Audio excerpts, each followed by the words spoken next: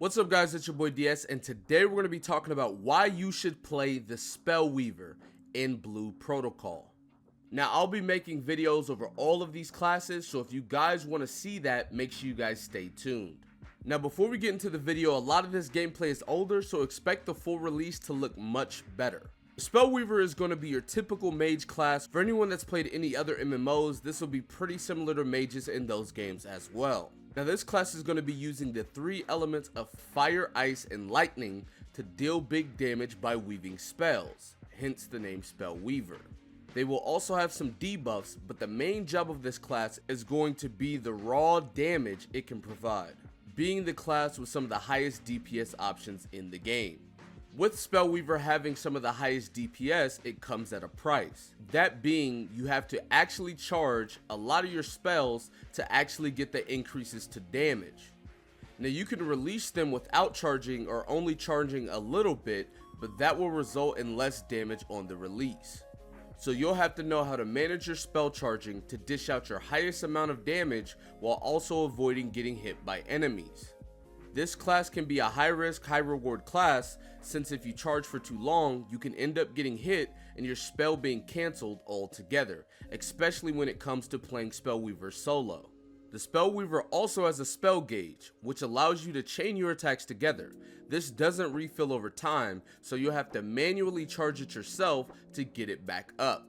And then when you get a DPS window, dish out a really big combo for maximum damage. When it comes to the skills for Spell Weavers, they will have spells coming from the fire, ice, and lightning elements. You can put these spells into two categories. Some spells will be AoE, and some spells will be single target, but the main point is damage. Now that's not all. These spells will also have passive buffs such as cooldown reduction or faster cast time, and some spells may even have debuffs attached to them. On top of that, your ultimate is literally you just dropping a huge meteor on the enemy's head. When it comes to this class, damage is going to be the main focus for you, and when it comes to your team, a large part of what they do is going to want to be dragging the aggro from the enemies so that you can stand there, get your charges off, and dish out tons of damage, while also being able to weave in spells with your spell gauge. A decent part of being a really good Spell Weaver is going to be you being able to consistently chain your spells together, dishing out really good damage when it comes to that. But on top of that, you will need a decent team as well, because if they are not pulling the aggro from the enemies, you're not going to be able to charge. And if you try to, you're going to end up getting hit a decent amount, which is going to basically disable you from actually getting your damage off.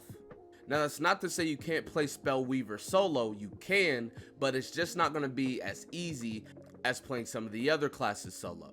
So after hearing and seeing all of this, are you going to play Spell Weaver or another class? Let me know in the comment section below.